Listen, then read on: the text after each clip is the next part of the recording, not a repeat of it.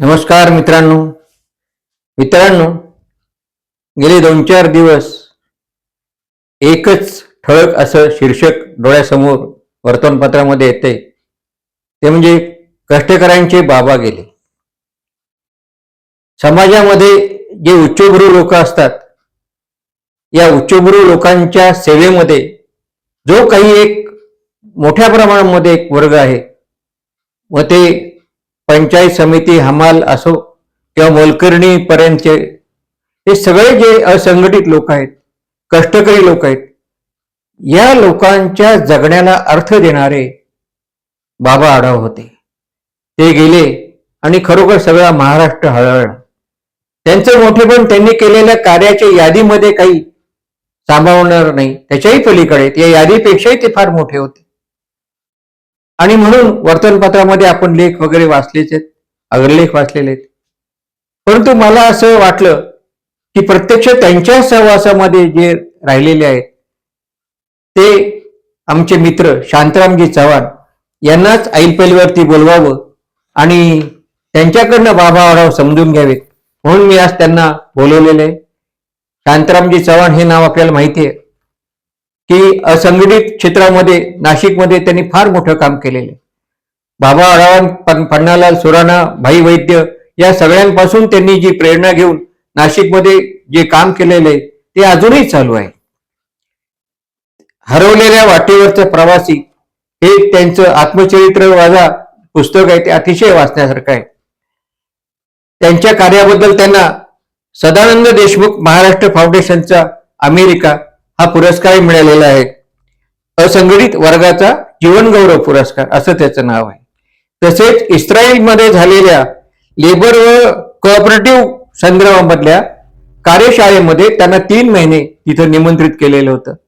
अजूनही त्यांचं कार्य याही वयात चालू आहे, 80 पार केलेली आहे. परंतु या समाजासाठी तळमळीने ते अजूनही या ठिकाणी दिवसभर झोकून देतात. शांतारामजी, बाबा गेल्यानंतर तुमच्या मनामध्ये काय प्रतिक्रिया आली? बाबा हे आमचे प्रेरणास्थान. माझ्यासारखेच महाराष्ट्रभर असंघटित वर्ग याच्यासाठी लढा उभारणारे, मग ते हमालापासून तर पथारीवाला, रिक्षावाला, देवदासी अशा अगणित क्षेत्रामध्ये बाबांनी जे काम करून ठेवलेलं आहे, त्या कामाच्या प्रेरणेमुळे आमच्यासारख्या अनेक महाराष्ट्रभर काम करणारे कार्यकर्ते आहेत. म्हणजे अगदी उदाहरण द्यायचं झालं तर लक्ष्मण माने सारखे कैकाडी समाजातले किंवा अजून अनेक असे लोक आहेत की ज्यांना बाबांच्या प्रेरणेने महाराष्ट्र ओळखायला लागला, त्यांचं जीवनमान समजायला लागलं आणि त्याच्यामुळे त्यांच्या एकूण कामाचा जो आलेख समोर आलाय, त्याच्यामुळे महाराष्ट्राला बाबांची असंघटित आणि सातत्याने दुर्लक्षित अशा समाजाची ओळख तर झालीच, परंतु मराठी साहित्यामध्ये ते जीवनमान उलगडल्यामुळे साहित्याला सुद्धा एक प्रचंड एक आशय प्राप्त झालेला आहे, असं माझं स्पष्ट मत आहे. बाबा खरोखरच विचारवंत होते, पुरोगामी चळवळीशी बांधलेले होते. पण तुमचा आणि त्यांचा सहवास म्हणजे संबंध सुरुवातीला कसा आला? एकतर मी राष्ट्र सेवा दलामध्ये लहानपणापासून काम केलेलं आहे आणि त्या राष्ट्र सेवा दलाच्या चळवळीमध्ये मी आणीबाणीमध्ये मोठं छपाईचं काम वगैरे केलेलं आहे. तोपर्यंत मी एक राष्ट्र सेवा दलाचा सैनिक म्हणून लोकशाही, धर्मनिरपेक्षता आणि समाजवाद मांडणारा कार्यकर्ता होतो. आणीबाणीच्या काळानंतर 1977 नंतर बाबांच्या चळवळीने अनेक अंगाने जो महाराष्ट्र समोर आला, उदाहरणार्थ नामांतराची चळवळ आणि अनेक चळवळी समोर आल्या, त्याच्यामध्ये नामांतराच्या चळवळीमध्ये आणि बाबांच्या लोकशिक्षणाच्या पद्धतीमुळे माझ्यामध्ये आमूलाग्र बदल झाला. आणि मी तो जो बदल झाला त्या वाटचालीने आजपर्यंत चालू आहे. म्हणजे सांगायचं म्हणजे नामांतराच्या चळवळीमध्ये माझ्यासारख्या कार्यकर्त्याला असं वाटत होतं की या नामांतराने काय साध्य होणार आहे हम्म. आणि नामांतरासाठी एवढी आग्रही भूमिका ठेवण्याचं काय कारण आहे. पण त्या नामांतराच्या चळवळीमध्ये बाबांनी जे महाराष्ट्रभर लोकशिक्षणाचा लढा उभारला, त्याच्यामध्ये नाशिकमध्ये मी नामांतर चळवळीच्या मध्ये त्याचा लोकशिक्षणाच्या भागामध्ये एक मी नियोजन करणाऱ्यामध्ये होतो.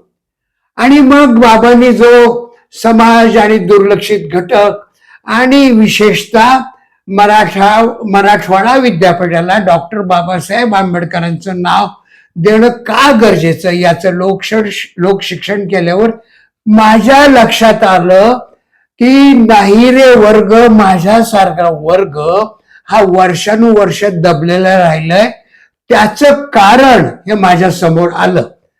आणि मग नाही रे वर्गाला सातत्याने मिळणारी जी वागणूक आहे, त्याच्यामुळे मी पण त्याच्यामध्ये लक्षात आलं की आपलं स्थान कुठे आहे, समाजात आपलं स्थान कुठे असायला पाहिजे आणि प्रत्यक्षामध्ये काय आहे हे माझ्या डोळ्यासमोर आल्यामुळे माझ्या जीवनामध्ये आमूलाग्र बदल घडून मी सुद्धा त्या चळवळीमध्ये एक नाहिरे घटकाचा वर्ग म्हणून त्याच्या समोर आलेलो आहे. की बाबांनी तुमच्यासारख्या अनेकांनाच त्या ठिकाणी प्रेरणा दिलेली आहे. निश्चितच. आणि पण बाबा राजकारणामध्ये पण काही काळ होते, पण त्यांनी राजकारण सोडून दिलं. त्याच्या मागचं नाही, त्याच्या मागचं कारण म्हणजे बाबा हे लोहियावादी आणि डॉक्टर राम मनोहर लोहियांना मानणारे समाजवादी पक्षामध्ये होते.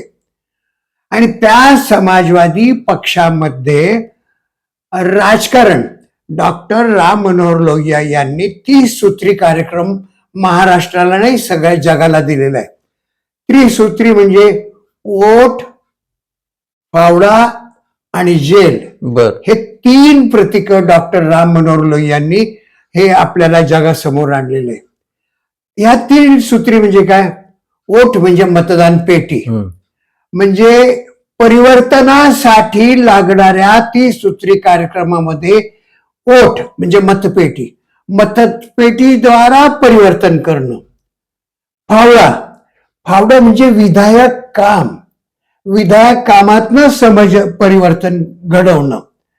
आणि दुसरं म्हणजे जेल म्हणजे संघर्ष, संघर्षातनं समाजाचं परिवर्तन करणं.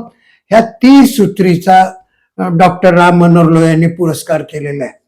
आणि मग त्या पुरस्कारातनं जे काय घडलं हे समाज परिवर्तन घडत राहिलं. आणि त्याच्यामध्ये ओठ, बाबा या ओठला अनुसरून सुरुवातीच्या समाजवादी कार्यक्रमामध्ये पुण्यामधनं त्यांनी एक लोकसभेची निवडणूक लढवलेली आहे.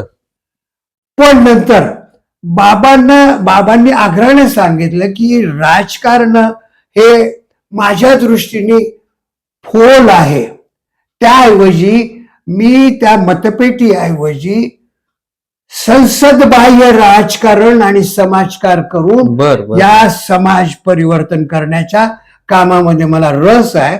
आणि तेव्हापासून बाबांनी संसद बाह्य राजकारण चालू ठेवलं आणि त्याच्याच जोडीला ओट, फावडा, जेल हे ठेवलं. म्हणजे विधायक कामही ठेवलं आणि संघर्षही केलं. हा त्याचा आशय. आयुर्वेद बनले ते डॉक्टर होते, म्हणजे त्यांनी ती पदवी पण मिळवली आणि काही काळ त्यांनी वैद्यकीय व्यवसाय पण केला. पण ते व्यवसाय सोडून ते कष्टकरी समाजाकडे वळले. त्यांच्या अवतीभोवती जी त्यावेळची माणसं होती त्यांच्याकडनं त्यांनी प्रेरणा घेतली असेल. कोणकोणते होते त्यांच्याजवळ? वैद्यकीय व्यवसायामध्ये बाबांनी कोणाकडनं प्रेरणा घेतली असं म्हणण्यापेक्षा बाबांकडनं अनेकांनी प्रेरणा केली. उदाहरण सांगायचं तर युवक क्रांती दलाचे आपले कुमार सप्तर्षी, आपले रत्नाकर महाजन, अशा अनेक डॉक्टर्स त्या विशेषतः युवक क्रांती दलामध्ये मोठ्या प्रमाणामध्ये डॉक्टरांची खूप होते. त्यांनी जवळपास सगळ्यांनीच, म्हणजे अनिल अवचट सुद्धा, यांच्या प्रेरणा ह्या बाबा आढावांच्या प्रेरणा आहेत. त्यामुळे बाबांनी कुणापासून प्रेरणा घेतल्या, बाबांपासून अनेकांनी प्रेरणा घेतली. आणि त्या एकूण त्या क्षेत्रामध्ये ते आले. बाबांना साहित्याची पण खूप आवड होती. म्हणजे साधनेमधून त्यांनी प्रचंड लेखन केलंय, त्यांची पुस्तकं झालेली आहेत. आणि या लेखांमधून त्यांनी समाज प्रबोधन करण्याचा फार मोठा प्रयत्न केला. तर याकडे तुम्ही कसं काय बघता? बाबांच्या प्रेरणा ज्या मूळ होत्या, या बाबांच्या प्रेरणा महात्मा फुले, राजर्षी शाहू महाराज, डॉक्टर बाबासाहेब आंबेडकर या प्रेरणा होत्या. आणि या समतेच्या आणि लोकशिक्षणाच्या, गांधीवादाच्या जवळ नाही आले का ते? गांधीवादाच्या जवळ, गांधीवादाची सुरुवातच त्यांची मुळात सुरुवात गांधीवादाचीच होती. आणि गांधीवादाला जोडूनच हे सामाजिक न्याय हा त्यांनी अंगीकारला होता. गांधीवादाच्या कसे जवळ होते तर डॉक्टर राम मनोहर लोहिया, जयप्रकाश नारायण हे सातत्याने गांधीजींच्या सोबत असायचे. आणि काँग्रेस अंतर्गत असलेल्या काँग्रेस सोशलिस्ट पार्टीमध्ये प्रामुख्याने डॉक्टर राम मनोहर लोहिया, जयप्रकाश नारायण, जवाहरलाल नेहरू, महात्मा गांधी आणि हे सगळेच या ठिकाणी समाजवादाकडे आकर्षित झालेले होते. मूलभूततः अगदी एस एम जोशी, नानासाहेब गोडे, हे सगळे मार्क्सवादाला मानणारे होते. आणि मार्क्सवाद हा समाजवादाशी जोडलेला होता. आणि त्यामुळे डॉक्टर राम मनोहर लोहिया सुद्धा गांधीजीच्या नजीकच होते. आणि त्या गांधीवादाच्या जो नजीकता होती, मार्क्सवादाचा अभ्यास होता. साने गुरुजी सुद्धा मार्क्सवादी होते, मधुलिमे सुद्धा मार्क्सवादी होते. या सगळ्यांचा सहवास त्यांना लाभला. या सगळ्यांच्या सहवासातनं डॉक्टर राम मनोहर लोहिया आणि जयप्रकाश नारायण, जसं आता तुम्ही विषय केलाय, या दोघांच्याही प्रेरणा या मार्क्सवादाच्या आणि महात्मा गांधींच्या होत्या. त्याच्यामध्ये जयप्रकाश नारायण हे अतिशय तुम्हाला काय तात्विकता आणि युवक वर्गाला एक आकर्षित करून त्यांच्याकडे जनशक्ती खेचण्याची ताकद होती. आणि संघर्षाची ताकद डॉक्टर राम मनोहर लोहियांची होती. ती परंपरा पुढे चालत चालत आणि मग जयप्रकाशांची जी भूमिका होती आणि डॉक्टर राम मनोहर यांची भूमिका होती, ती महाराष्ट्रामध्ये रुजवण्याचं काम बाबा आढाव आणि पन्नालालजी सुराणा या दोघांनी केली. असा तो एक संदर्भ आपल्याला. बाबांचं कार्य महाराष्ट्रामध्ये सर्वदूर गेलेलं आहे. शासन त्यांच्या चळवळीकडे कोणत्या दृष्टिकोनातून बघत होत?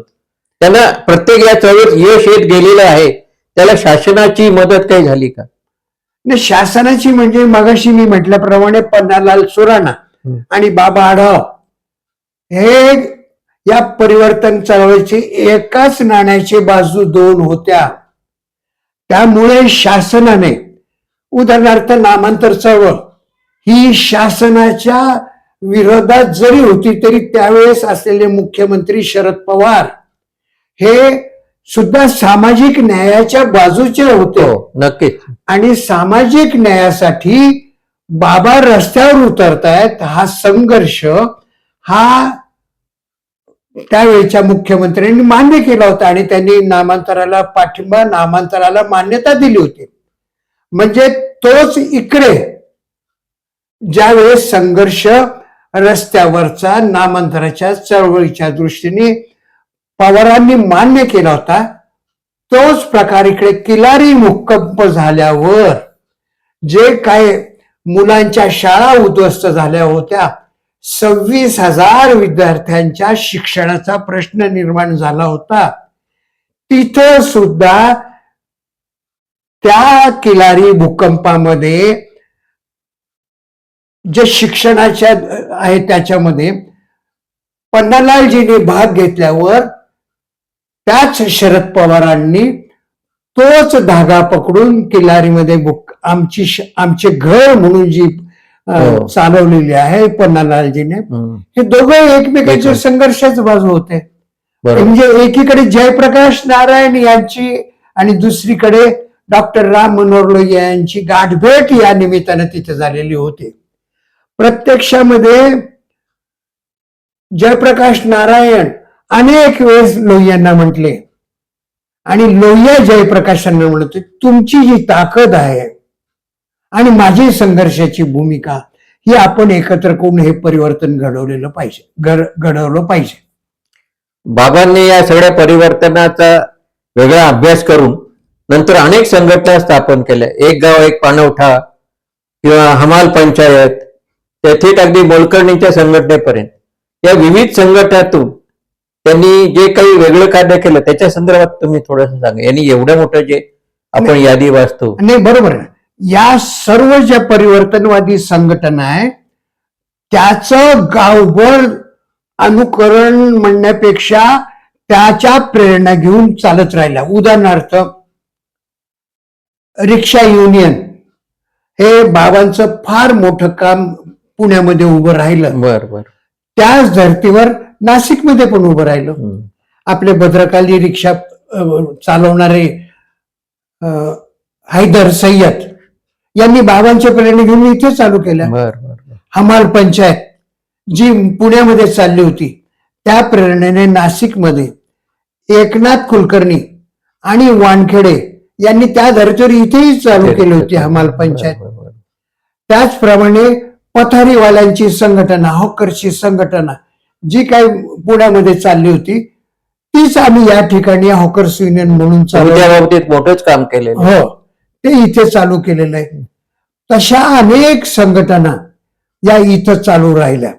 म्हणजे पण काही अतिशय दुर्लक्षित अशा होत्या त्याच्या संघटना, म्हणजे उदाहरणार्थ देवदासींचं निर्मूलन, या संघटना ज्या आहेत या नियमितपणे ज्या रिक्षा युनियन, हॉकर्स युनियन याच्यापेक्षा खूप वेगळ्या होत्या. त्याची त्या भागामध्ये परिवर्तनाच्या दिशेने प्रयत्न म्हणून त्या लोकांनी केलेले आहेत. आणि हे मात्र एक मोठं परिवर्तनाचं साधन महाराष्ट्राच्या सर्वदूर पोहोचवण्याचं काम डॉक्टर बाबा आढावांच्या प्रेरणेमधनं झालेलं आहे. आता पुन्हा एकदा बाबा आढावांबरोबर 2 शब्द बोलूया आणि त्यांना आपण श्रद्धांजली वाहूया. बोला तुम्ही. बाबांचं मुख्य काम जे मी बऱ्याच त्याचा सांगितलं, पण बाबा नेहमी सांगायचे की कष्टकरी लोक आहे, हमाल लोक आहेत, यांना आम्ही म्हणजे महात्मा गांधी, जवाहरलाल नेहरूंच्या काळापासनं ज्यावेळेस काही वर्ग, म्हणजे तुम्हीच मला थोडं माफ करा की विशेषतः जे उच्चभ्रू लोक होते त्यांचं असं म्हणणं होतं की या देशामध्ये फक्त सुशिक्षित माणसाला मताचा अधिकार मिळाला पाहिजे. ज्याच्याकडे किमान 25 एकर जमीन आहे त्यालाच मताचा अधिकार मिळाला पाहिजे. बाकी जो काय निरक्षर आणि अशिक्षित लोक आहेत त्यांना मताचा अधिकार देता कामा नये. पण त्यावेळेस या सर्व लोकांना डावलून महात्मा गांधी आणि नेहरूंपासनं त्यांनी असं मांडलं की नाही, भारतातल्या प्रत्येक नागरिकाला मताचा अधिकार मिळाला पाहिजे. त्याचा परिपाक म्हणून प्रत्येकाला एकाच मताचा अधिकार मिळाला. म्हणजे आज जो आपण मताचा अधिकार मिळालाय, तुम्ही फक्त एकच मत देऊ शकता, मी पण एकच मत देऊ शकतो, अंबानी पण एकच मत देऊ शकतो आणि मी पण एकच मत देऊ शकतो. अंबानी धनवाने म्हणून त्यांना 25 मताचा अधिकार नाही. म्हणजे एक मत आलाय, पण मग एक पद कुठे? कारण आज अंबानीला कोट्यावधी रुपये मिळू शकतात, भांडवलदारांना कोट्यावधी रुपये मिळू शकतात, पण कष्टकऱ्याला ती पत मिळत नाही. बरोबर. ती पत मिळण्यासाठी बाबांनी जो लढा उभारला त्याच्यातनं आमची पतसंस्था उभी राहिली आहे. बरोबर. हे केवढं मोठं काम आहे. फार मोठं. आणि ती पतसंस्था आम्ही चालवत असताना त्याच्यामध्ये आम्हाला काय सोसावं लागतं आणि काय सहन करावं लागतं हे आम्हालाच माहिती आहे. पण नाही, आम्ही ठरवलंय, आम्ही संघर्ष करणार आणि आम्हाला जी पत मिळाली आहे ती पत मोठ्या माणसासारखीच अगदी मुक्तपणे मिळाली पाहिजे. आणि हीच खरी बाबांना श्रद्धांजली आहे. या कष्ट करायला योग्य तो सन्मान समाजामध्ये मिळायला पाहिजे लोक मित्रांनो. कारण हा सगळा कष्टकरी समाज हा असंघटित आहे, खूप कष्ट करत, त्यांच्यावरती सगळं समाज उभा आहे, वरचा उच्चगुरु. आणि म्हणून या सर्व कष्टकऱ्यांना पुन्हा त्यांचा सन्मान मिळणं, त्यांच्या आयुष्यात त्यांना योग्य बिदागी मिळणं, योग्य मानधन मिळणं, हीच खरी बाबांना आपण श्रद्धांजली वाहिली पाहिजे. त्यांचं कार्य, अशा प्रकारचे अनेक शांतारामजींसारखे कार्यकर्ते पुन्हा नव्याने उभे राहिले पाहिजेत असं मला वाटतं. तरच हे समाज जीवन एका साधारणपणे समतोल असं चालू राहील. पुन्हा एकदा शांतारामजी, आपण या सगळ्या संवादामधून बाबांचं जे काही व्यक्तिमत्व उभं केलं आणि बाबांची वेगळी एक ओळख आम्हाला दिली त्याबद्दल धन्यवाद. तुम्ही माझ्याकडे आलात आणि ऐलपेलीवरती मी आपला आभारी आहे. मी मला खूप सगळ्यांना आनंद शेवट वाटला. एकच विनंती करीन, निर्भय व्हा. बरोबर आहे, आणि समोर या. बरोबर आहे. आणि जो स्वच्छ आहे तोच निर्भय होऊ शकतो. म्हणून वर्तनाने, विचारांनी आपण स्वच्छ राहूया, तरच आपण निर्भय होऊ शकतो. आणि हीच खरी बाबांना श्रद्धांजली. पुन्हा मी बाबांना मनापासून आदरांजली अर्पण करतो आणि थांबतो. धन्यवाद.